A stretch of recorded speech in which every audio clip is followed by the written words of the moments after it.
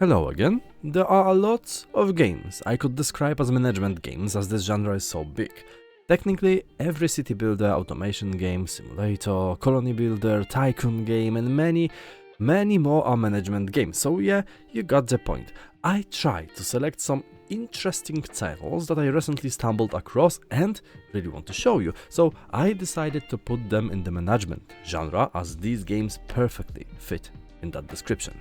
Before we start, remember to leave a like and subscribe, as that will help me a lot, and leave a nice comment or just tell me what you liked the most from the list. It really helps.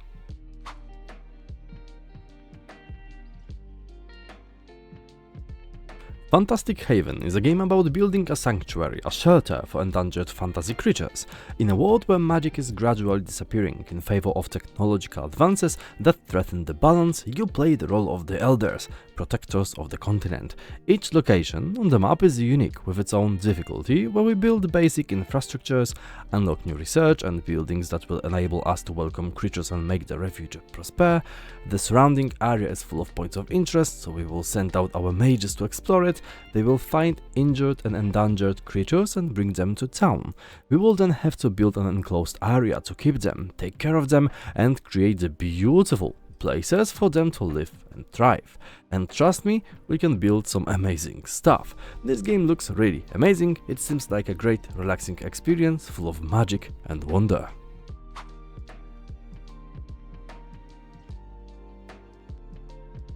Now next one is Revival and Exploration, and this one is an oriental simulation game in which we decorate our town with diverse landscapes and buildings, recruit residents to live in it and build a thriving city. This title looks really solid. We will basically create a thriving and prospering town that will grow as we play.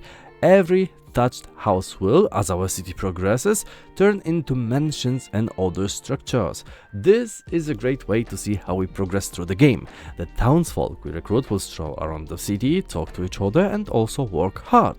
What's interesting is that we can also control them to explore the surrounding lands and discover new things. The main objective though is to create as many resources as we can, build the best city we can manage and manage resources wisely, not only through production but also trade.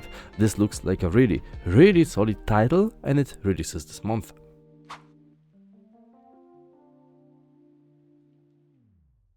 Void War is yet another title that is really close to its release, and as you can see, it is strikingly similar to the very well-known FTL, not without reason. This is also a spaceship management roguelite in which we command an ancient starship and fight our way to the heart of a dying empire. There is not much to describe here, as we will basically fight a lot, manage our ship and upgrade it with artifacts, create powerful combos thanks to the vast array of upgrades we can choose from, and build our crew. There are 6 different factions and each crew member can be customized with various equipment. Everything is presented in a gory, pixel art, dark, techno-gothic visual style. There are also events we will come across while we explore the very familiar Slay the Spire style map and enjoy an amazing space theme. I mean, if you liked FTL and in general like space games, I think this game will be a great pick. It also releases this month and there is a demo available to play. Tiny Bookshop is a cozy narrative management sim in which we open a tiny bookshop by the sea. We will stock up on different books and items and run our second-hand bookshop while getting to know the locals. We will be able to decorate our tiny bookshop with items we collect, plants, or more classical approach, or a scary, spooky candlelight atmosphere. It's up to you how you decorate your shop. You will be able to recommend the right book to the right person, or even try to expand their horizons. Yes, you will get to know and befriend locals and help each other. You can explore the surrounding area and discover its story, stock up on different books of different genres to fully satisfy the locals, and much more. This is rather a relaxing and light-hearted experience, a perfect game for an evening chill if you're into games like this. Next up is Prospector, and this one really reminds me of Novalands as it is quite similar.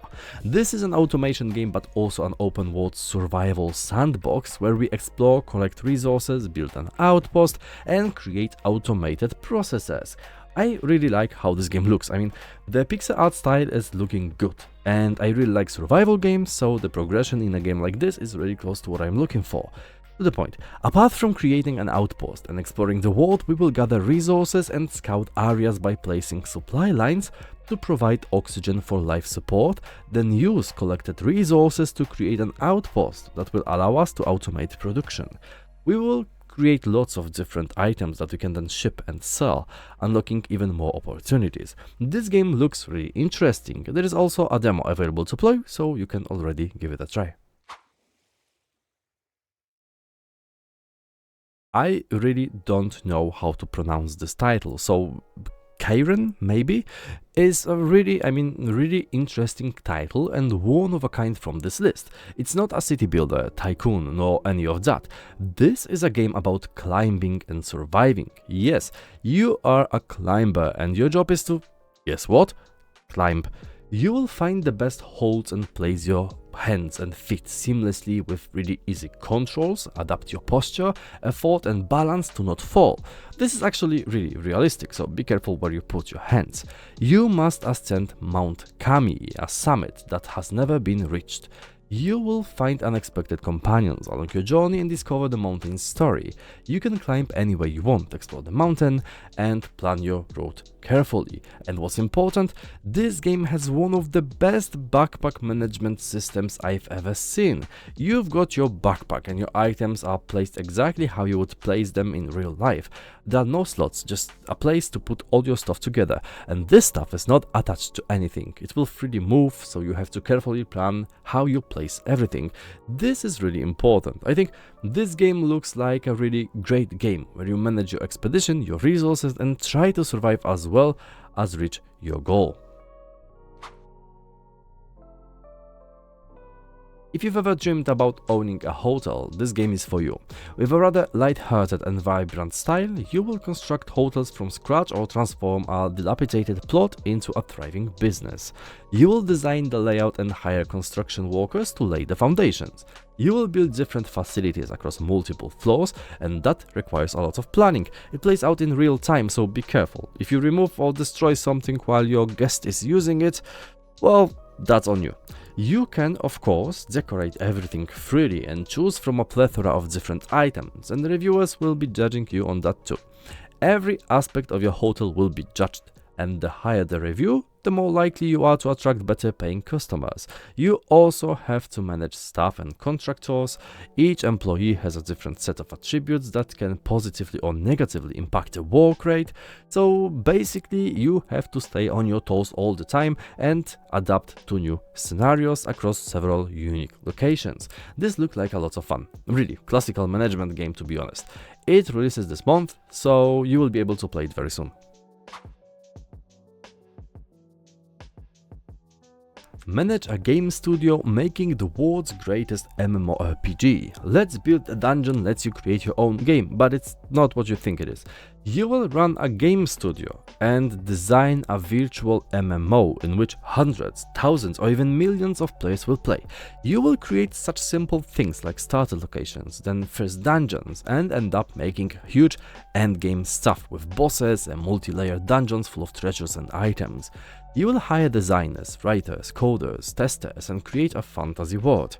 You have to manage your stuff, development schedules, advertising campaigns, press relationships, and many more things that grow your indie studio into a development juggernaut. You will see how your game develops, how many players will play it, how many will call it a bad game, and how many subscriptions you will lose. But you will also see dozens of players testing your mechanics, taking quests, grinding, defeating monsters, and leveling up. I've played this game for a bit as the demo is available to play, and I've had a blast. I mean, I always wanted to make my own game, especially an MMORPG, as I love this genre, and I had a lot of fun. Trust me, this game is amazing and it deserves your interest. Try it, wishlist it, it is amazing. Mudborne is a casual nature management sim about discovering and breeding frogs. This game is already out, and yeah, I know that this video was supposed to be about upcoming games, but this one has been out for less than 2 months now, and I love how it looks, so I really wanted to share it with you. I mean, come on, do you see how good this pixel art is? You awoken from your hibernation to find your pond abandoned and empty. Through a combination of crafting minigames, menu management, and puzzle solving, experiment with genetics to breed new frogs and recover what was lost. You will play as a frog, catch and eat bugs, chase and catch little frogs, and genetically modify them to create brand new frog species. Like, how is that not a great idea? There are some puzzles to solve, 2 different worlds, dreaming and waking, machines you have to power up using your frogs, and a pond that must be brought to life. This game looks amazing, is cheap as hell, has a great pixel art, relaxing vibes and peaceful music. A perfect game for a relaxing evening. And before we jump to spot number 1, I've prepared 5 additional games as honorable mentions.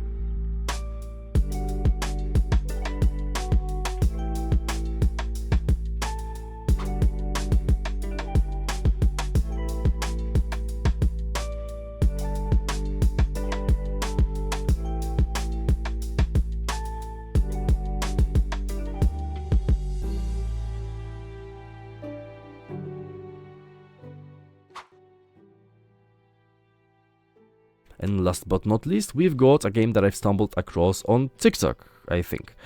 This is Quarantine Zone, The Last Check, and the style of the game is really similar to other sims you already know, like Papers, Please or Contraband Police and so on. This time, it is also a resource management game where you have to stock up on supplies and balance them while maintaining order to ensure your checkpoint remains secure. But secure from what? Classic zombies. This game is quite simple. You have to take care of threats, manage supplies and care for your people. How do you do it? First of all, you have to check newcomers, check for bite marks, bruises, dead skin and rotting flesh. Then decide what to do with them. Admit, quarantine or liquidate. Manage daily routines, from morning base reports to nighttime defenses, as the stakes rise with each passing day. Every survivor who crosses your checkpoint wants in, but not all are free from infection, and it's up to you how you manage the situation. The survival depends on your ability to hold the line, so we will see how long you can keep the outbreak at bay. Good night and good luck. And that's everything I prepared for you today. I hope you liked this video and found some great new games to play. Remember to leave a like and subscribe to stay up to date with great new indie games and sale videos. Tell me in the comments which game from the list was your favorite. Thank you all for watching and I'll see you later this week. Bye.